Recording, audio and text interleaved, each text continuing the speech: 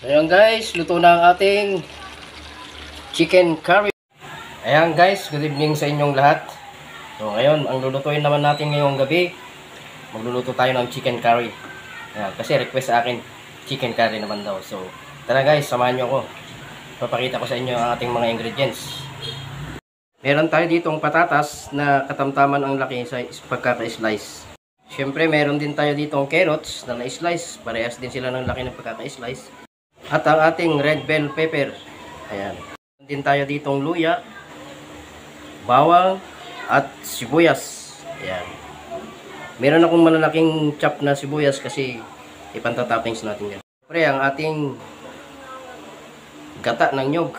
Ayan. Ang ating main ingredients ang chicken. Na-boil na natin yan. Medyo nagmantika na siya. Siyempre kakailanganin din natin ng pamintang durog. Umpisa na natin guys magluto. So dito maglalagay ako ng mantika sa may frying pan.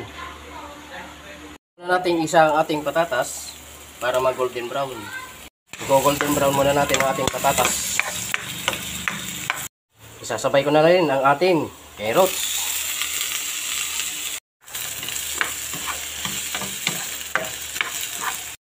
Kailangan mo lang halo-haloin para hindi parehas yung pagkakaluto ng ating gulay, para hindi masunog. Lalaglagan ko to ng sibuyas na malalaking hiwa.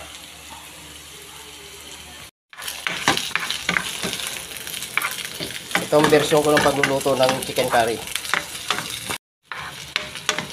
So okay na to guys, i-set aside na natin. Igigisa na natin ang ating manok. Unahin ko ang bawang.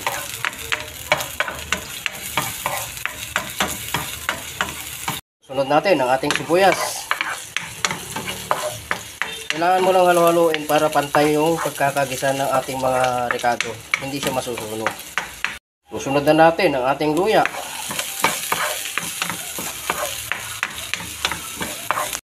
Ilalaglag ko na to ang ating manok. Yun. Itong manok guys, sinangkutsa ko na to kanina eh. Tinanggal ko yung, pinalabas ko yung tubig niya. Nagmantika siya ng konti. So, ngayon konting gisa na lang yan. Lalagyan ko to ng pamintang durog. Lalaglagan natin to ng liquid seasoning. Kung wala naman, pwede yung oyster.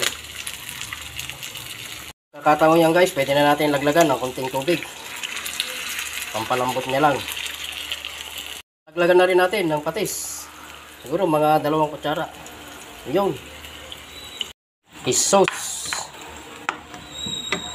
Tatakpan muna natin yan, palambutin natin. Siyempre guys, kung may chicken, meron din chicken curry. Yung curry powder, ayan. Tansyahin nyo lang guys, kasi yung curry powder, may lasa yan. Medyo aalat pag nasobrahan natin. Pag nasobrahan mo ng chicken curry powder, eh magbabago yung timpla, aalat. So kailangan, tansyahin mo lang. Lalaglagan ko lang to ng konting powder seasoning. Ayan, okay na yun.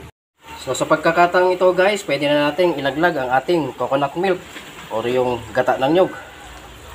Dinamihan ko yung gata ng nyog kasi mas gusto natin ma-absorb niya ng gusto yung gata.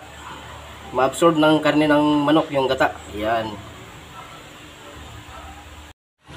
Papatakan ko to guys ng konting-konti lang na turmeric powder. Optional lang naman ito, kung gusto nyo lagyan, okay lang din. Kung ayaw nyo, okay lang din.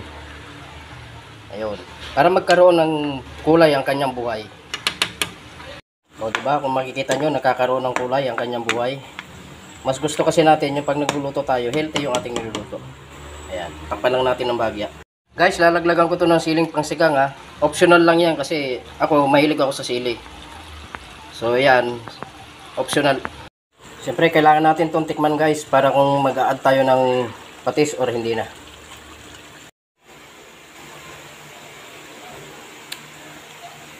Ayan, medyo matabang siya, mag-a-add tayo ng konting patis.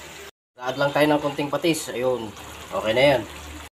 Sa pagkakataon yan guys, pwede na natin ilaglag itong ating ginisang gulay kanina.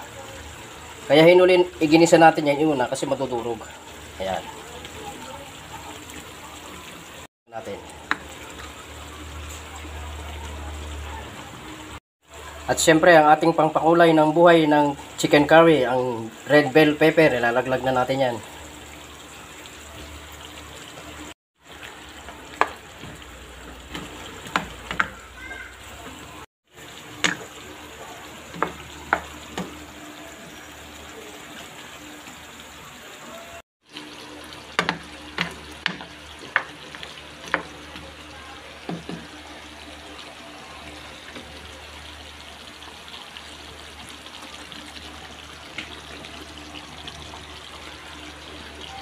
So yun guys, luto na ang ating chicken curry.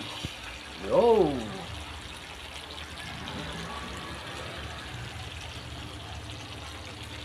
Magpi-plate tayo ngayon guys.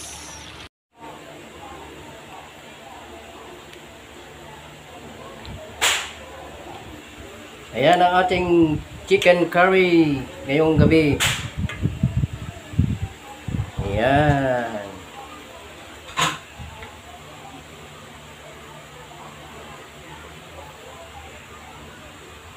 Ayan, may mga sibuyas ang buo.